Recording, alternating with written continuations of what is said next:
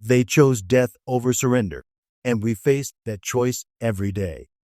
The screaming started at 4 in the morning on July 7, 1944, a sound that still echoes in my nightmares 79 years later.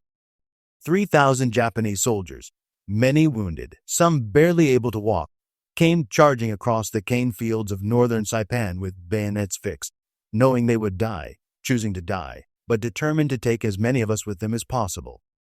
I was Private First Class Tommy McKenna of the 27th Infantry Division, and I was about to witness the largest banzai charge in Pacific theater history. But let me back up. Let me tell you how we got to that moment, how 67,000 American fighting men took an island that Japan would defend with every last breath, and how the rising sun finally began to set on the Japanese Empire. 3 weeks earlier, on June 15, 1944, I stood in the well deck of USS Leonard Wood, watching the island of Saipan grow larger through the gray dawn light. The transport ship rolled gently in the swells, and around us stretched the largest invasion fleet I'd ever seen, more than 800 ships covering the horizon like a steel carpet on the Pacific. Battleships, cruisers, destroyers, carriers, transports, and landing craft of every description. Operation Forager was about to begin.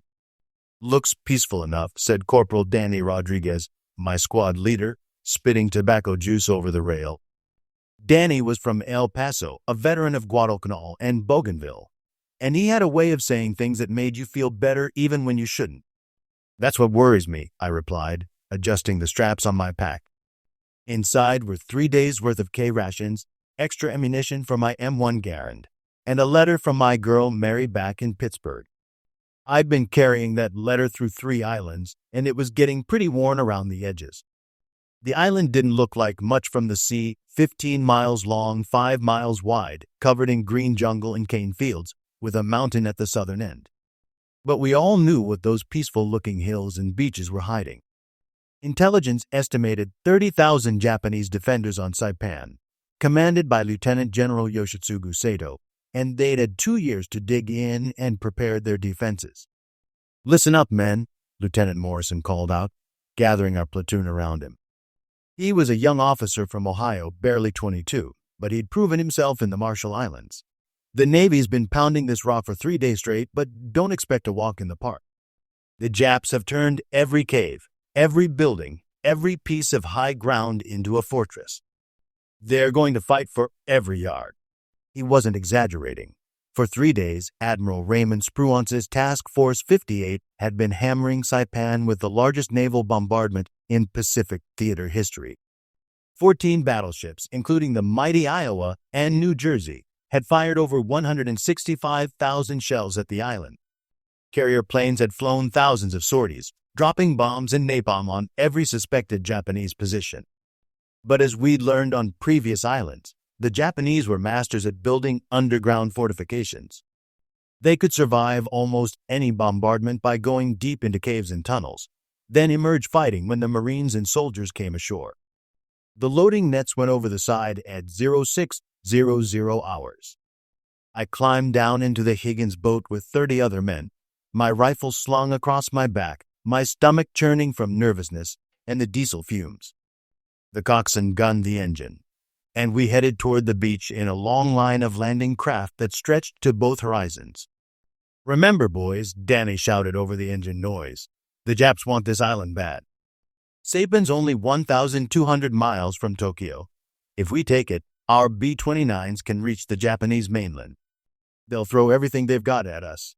He was right. What we didn't know yet was that Emperor Hirohito himself had sent a personal message to the Saipan garrison. "The fate of the empire depends on the outcome of your operation. For Japan, losing Saipan would mean losing the war." As we got closer to shore, I could see the beach we were heading for, a stretch of white sand backed by cane fields and low hills. It looked quiet, too quiet.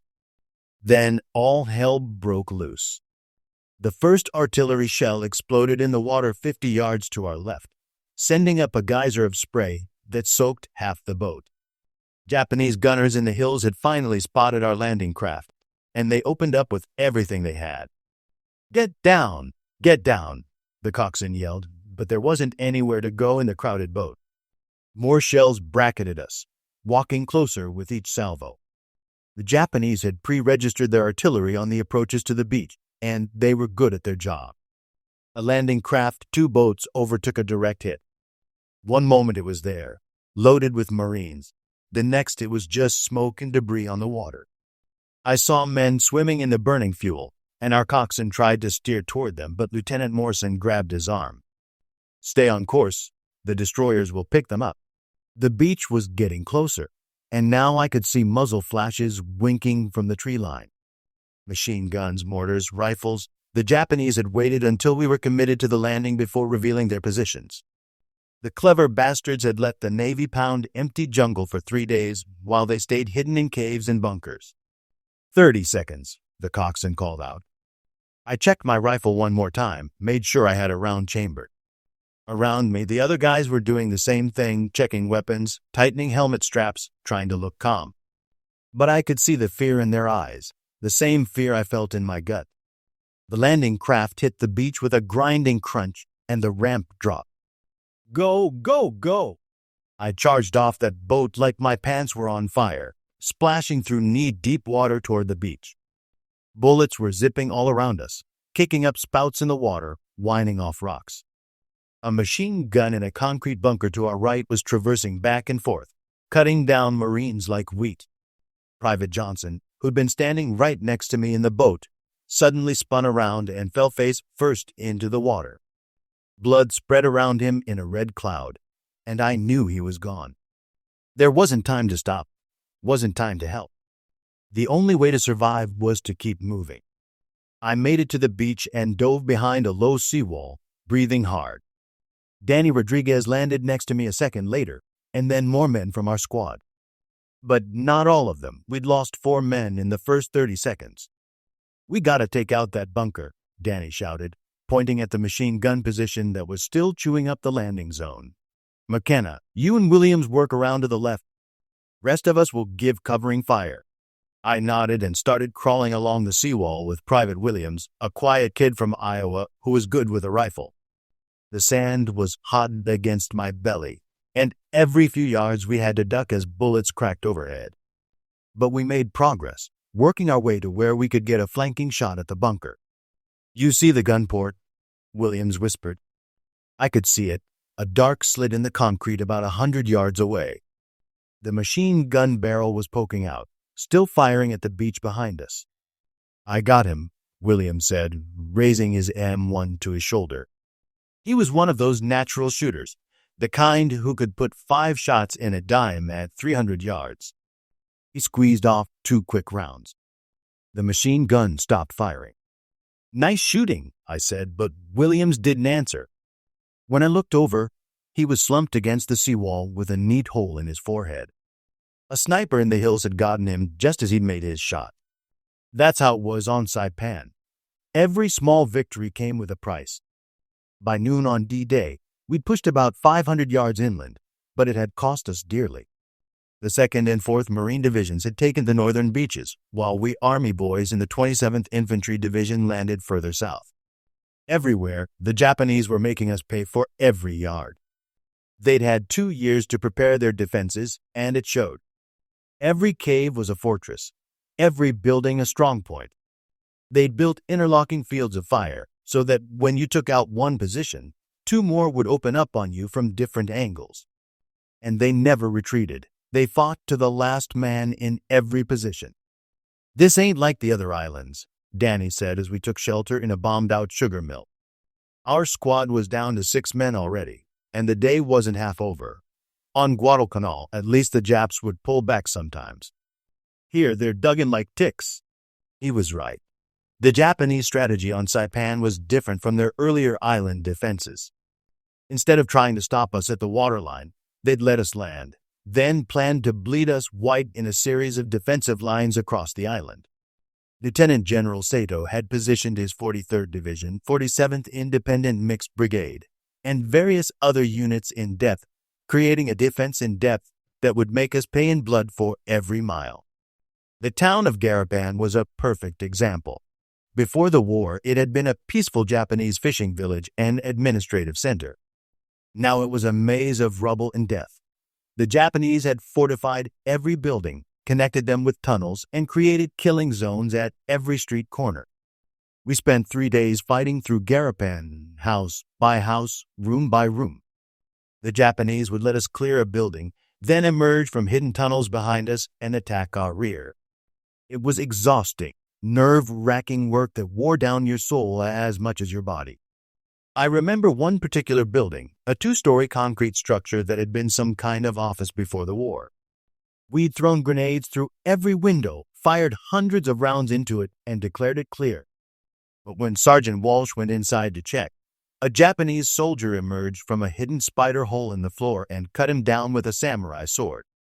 Danny and I rushed in and found Walsh bleeding on the floor, the Japanese soldier standing over him with his bloody sword raised. For a split second, we stared at each other across that ruined room, 2 Americans with rifles, 1 Japanese soldier with his ancient blade. He couldn't have been more than 19, about my age, but his eyes held the cold certainty of death. He screamed, "Banzai!" and charged us. I put 30-6 rounds in his chest before he took 2 steps, but he kept coming, kept trying to swing that sword even as he fell. That's what we were up against on Saipan, an enemy who had already accepted death, who saw surrender as the ultimate dishonor. We saved Sergeant Walsh, got him back to the aid station, but his war was over. Another good man down. The worst part wasn't the fighting. It was the civilians. Saipan had been a Japanese mandate since World War I, and over the years, thousands of Japanese civilians had moved to the island to work in the sugar plantations and fishing industry. They'd built homes, raised families, created a community. And now they were trapped in the middle of our invasion. Japanese propaganda had told these people that Americans were devils who would torture and kill them if captured. So when our forces advanced, many civilians fled to the northern cliffs with the retreating Japanese army. What happened next still haunts me. We'd been fighting for 3 weeks, pushing the Japanese back mile by bloody mile. The 2nd Marine Division was advancing up the west coast, the 4th Marines up the east coast, and we Army boys were slogging through the mountainous center of the island. By early July, we had most of the island, but the Japanese had made their final stand in the rugged terrain around Mount Tapochau and the cliffs of Marpi Point. On July 6th, our platoon was advancing through a valley north of Garapan when we heard screaming, not battle screams, but the cries of women and children. Lieutenant Morrison held up his hand, and we all stopped to listen. "What the hell is that?" asked Private Kowalski, a replacement who joined us after we'd lost Williams. Danny's face was grim. "Civilians. The Japs have been telling them we'll kill them if they surrender." We climbed a low ridge and looked down into a clearing where about 50 Japanese civilians had gathered, men, women, and children, some holding infants. They were crying, praying, embracing each other, and they had grenades. Morrison whispered, "They're going to kill themselves." We tried to stop them. Morrison shouted in his broken Japanese, holding up his hands to show we weren't armed. Some of us had picked up a few words, tomari, meaning stop, shinpai, meaning don't worry. But the propaganda had done its work too well. The first grenade went off in a knot of families, then another, and another. When it was over, 43 civilians lay dead in that clearing, including 16 children. We found 3 survivors, 2 women and a boy about 10 years old, and got them to the rear for medical treatment. But the memory of that morning, the sound of those explosions, the sight of what remained, that stays with you forever. This was happening all over the northern part of the island. Entire families were throwing themselves off the cliffs at Marpi Point rather than surrender to American forces. Japanese soldiers told them it was better to die for the emperor than live in shame. Hundreds of civilians died this way, and there wasn't a thing we could do to stop it. "The bastards," Danny said as we walked away from the clearing. "The bastards are using their own people as weapons." That's when I really understood what we were fighting against. It wasn't just an army. It was a whole way of thinking that said death was preferable to defeat, that saw suicide as noble and surrender as the worst possible dishonor. How do you fight an enemy like that? By July 6th, we had the Japanese compressed into a pocket about 3 miles long and a mile wide in the northern part of the island. General Saito and Admiral Nagumo, the same Nagumo who had led the attack on Pearl Harbor, were holed up in caves near Marpi Point with the remnants of their forces, maybe 3,000 men, many wounded, all of them knowing they were going to die. But they weren't done fighting. Our intelligence picked up radio intercepts indicating the Japanese were planning something big. General Saito had issued his final orders. Our comrades have fallen one after another. Despite the bitterness of defeat, we pledged to fight to the very end. He and Admiral Nagumo would commit ritual suicide rather than be captured. But first, they would launch one last attack, a massive banzai charge designed to break through our lines and cause maximum casualties before they died. The attack came at 4:15 a.m. on July 7, 1944. I was on guard duty in a foxhole about 200 yards behind the front lines when I heard the screaming start. At first, it was just a few voices in the distance, but it grew and grew until it sounded like all the demons of hell were loose on the island. Banzai! Banzai! Tenno Haika Banzai! Long live the Emperor! They screamed it as they ran, screamed it as they died. Danny dropped into my foxhole, his rifle ready. This is it, Tommy. The big one. They're throwing everything they got left at us. Through the pre-dawn darkness, I could see movement in the cane fields ahead, hundreds of shapes running toward our lines. Some carried rifles, some had bayonets fixed to bamboo poles, some had nothing but their bare hands. Many were wounded, limping, barely able to walk, but they came anyway because their officers had told them to die for the Emperor. Leading them were the Japanese officers, samurai swords raised high, screaming orders and encouragement. Behind them came the regular infantry, the walking wounded, the support troops, the naval personnel, everyone who could still move. They'd even pressed civilian volunteers into service, giving them sharpened sticks and telling them to charge. 3,000 men, knowing they were going to die, but determined to take as many of us with them as possible. The first wave hit the 1st Battalion, 105th Infantry, about 300 yards to our left. I could see the muzzle flashes, hear the screams and rifle fire as the Japanese swarmed over the American positions.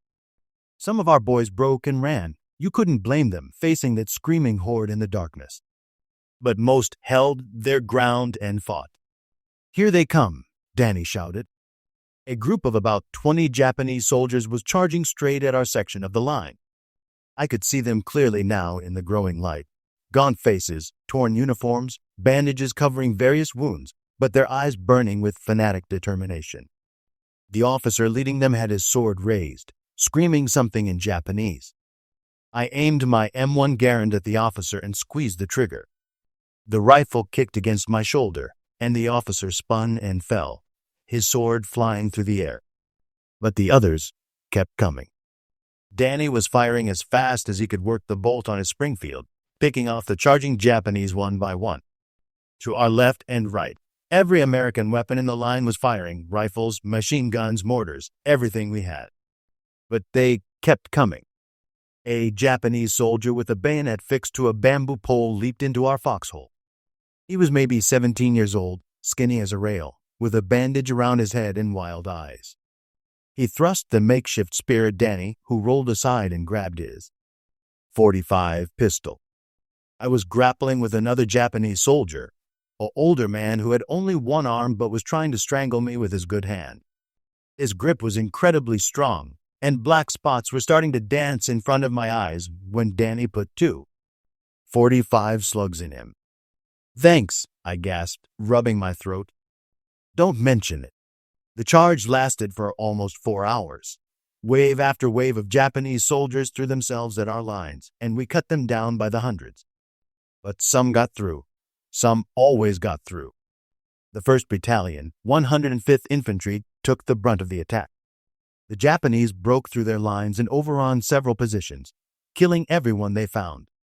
For a while, it looked like they might actually punch through to our artillery positions in the rear. But the American soldiers held.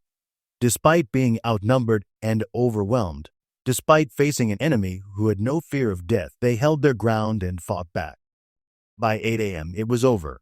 The cane fields in front of our positions were carpeted with Japanese bodies, nearly 3,000 men who had charged into our guns knowing they would die. General Saito, and Admiral Nagumo had committed suicide in their cave headquarters, fulfilling their final duty to the Emperor. The largest banzai charge in Pacific theater history was finished, and Japan had lost the battle for Saipan. The cleanup took days. We had to go through the battlefield collecting bodies, weapons, and intelligence documents. The smell was terrible in the tropical heat, but it was a job that had to be done. The numbers were staggering. In the final banzai charge alone, we estimated that 2,900 Japanese soldiers had died, including the civilian suicides and the 3 weeks of fighting that preceded the charge. Total Japanese casualties on Saipan were approximately 30,000, nearly the entire garrison. American casualties were severe too. The Army and Marine units that fought on Saipan suffered 16,525 casualties, including 3,426 killed in action. The 27th Infantry Division, my division, had taken the heaviest losses during the grinding advance through the island's mountainous interior. My own company started with 180 men on D-Day. When the island was declared secure on July 9th, we had 67 men left fit for duty. Danny Rodriguez was wounded in the final banzai charge. Shrapnel from a Japanese grenade tore up his left leg pretty bad. They evacuated him to a hospital ship, and I never saw him again during the war. I heard later that he made it home to El Paso, married his high school sweetheart, and opened a garage. He deserved that kind of peace after what we'd been through. Lieutenant Morrison was killed on July 8th, the day after the banzai charge, when a Japanese sniper shot him while he was checking on his men. He was 22 years old, about to get married when the war ended. Instead, his fiancée got a telegram and a folded flag. That's how it was. The guys who deserved to go home the most, who had the most to live for, seemed to be the ones who didn't make it. But we'd won. Despite the cost, despite the casualties, despite facing an enemy who preferred death to surrender, we'd taken Saipan. And that victory changed the course of the Pacific War. I didn't understand the full significance of what we'd accomplished until years later, when historians started writing books about the Pacific War. But even at the time, we knew Saipan was different from the other islands we'd captured. The fall of Saipan brought down the Japanese government. Prime Minister Hideki Tojo, the man who had led Japan into war with America, was forced to resign in disgrace. The Japanese public, who had been told that the sacred soil of the empire was invincible, learned that American forces were now only 1,200 miles from Tokyo. More importantly, Saipan gave us the airfields we needed to launch B-29 Superfortress bombing raids against the Japanese mainland. Within months, massive air bases were under construction, and by November 1944, the first B-29s were taking off from Saipan to bomb targets in Japan. Those bombers, flying from the airfields we'd paid for in blood, would eventually drop the atomic bombs on Hiroshima and Nagasaki. In a very real sense, the road to the end of World War II ran through the beaches and cane fields of Saipan. But the price had been terrible. The Japanese had lost nearly their entire garrison, 30,000 military personnel and civilians who chose death over surrender. For many of us who fought there, Saipan was our introduction to just how fanatically the Japanese would defend their empire. If they were willing to sacrifice 30,000 people for a small island in the Pacific, how many would die when we invaded Japan itself? Fortunately, we never had to find out. The atomic bombs ended the war before Operation Downfall, the planned invasion of Japan, could begin. But those of us who fought on Saipan knew what that invasion would have cost in American and Japanese lives. I'm 99 years old now, one of the last survivors of the battle for Saipan.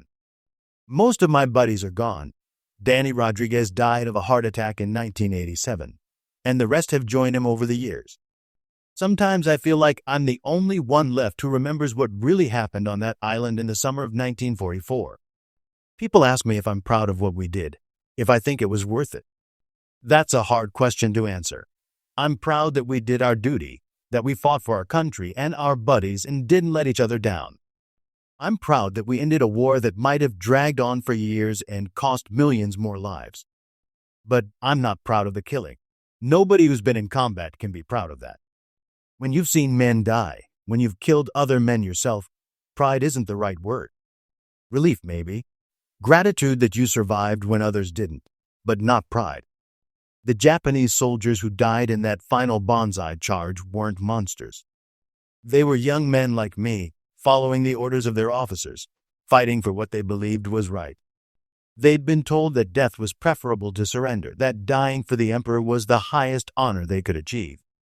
So they died, all of them, charging into our guns because their code of honor demanded it. I think about them sometimes, those boys who came screaming across the cane fields at dawn on July 7, 1944. They chose death over surrender, and we faced that choice every day we were on Saipan. The difference was we were lucky enough to survive our choices. They weren't. The island of Saipan is peaceful now, a U.S. Commonwealth in the Pacific. Tourists go there to dive on the reefs and visit the historical sites. There are memorials to both American and Japanese dead, and every year, a few old veterans make the journey back to pay their respects. I went back once in 1994 for the 50th anniversary of the battle. The cane fields where we fought have been replaced by hotels and golf courses. The cliffs where so many civilians died are now covered with beautiful flowers. It's hard to imagine that this peaceful island was once soaked in blood. But if you know where to look, you can still find traces of the battle. Concrete bunkers hidden in the jungle, rusted weapons half buried in the sand, caves that still hold the bones of Japanese soldiers who never came out. And every July 7th, I remember the sound of that final banzai charge, 3,000 voices screaming Tenno Hika Banzai as they charged into history. They chose death over surrender, and we honored their choice by killing every last one of them. That's the terrible mathematics of war. Both sides fight with courage, both sides suffer and die, but only one side gets to go home. On Saipan, we were the lucky ones. We got to go home. But we left 3,426 of our buddies behind, buried in the military cemetery overlooking the sea. They chose to fight for freedom and democracy, and they paid the ultimate price for that choice. I think about them every day. Danny Rodriguez, limping home to El Paso. Lieutenant Morrison, who never got to marry his girl. Private Williams, who could put 5 shots in a dime at 300 yards. All the young men who died so far from home in the service of their country. They deserved better than they got. They deserved to live full lives, to marry their sweethearts, to raise children and grow old in peace. Instead, they lie under white crosses on a Pacific island that most Americans couldn't find on a map. But their sacrifice wasn't in vain. The victory at Saipan, bought with their blood, helped end the most destructive war in human history. The B-29s that flew from Saipan's airfields brought the war to Japan's doorstep and helped convince the emperor to surrender. 20 million Japanese would have died in Operation Downfall, the planned invasion of Japan. Instead, the war ended with 2 atomic bombs and Japan's surrender. Those of us who fought on Saipan know that our victory there, terrible as it was, probably saved more lives than it cost. That's the legacy of Saipan. A victory so costly that it helped end the war. Japan lost 30,000 troops and civilians on that small island, and we lost over 16,000 casualties taking it from them. But in losing Saipan, Japan lost the war. The rising sun had finally begun to set. We were just ordinary American boys, farm kids from Iowa, factory workers from Detroit, store clerks from small towns whose names nobody remembers. But when our country called, we answered. When the battle was joined, we fought. And when our buddies needed us, we didn't let them down. That's something to be proud of, I suppose. Not the killing, not the dying, but the fact that when it mattered most, when democracy and freedom hung in the balance, we did what needed to be done. The boys who died on Saipan would understand that. They'd be proud that their sacrifice helped win the war, helped create the world we live in today. They chose to fight for something bigger than themselves, and their choice made all the difference.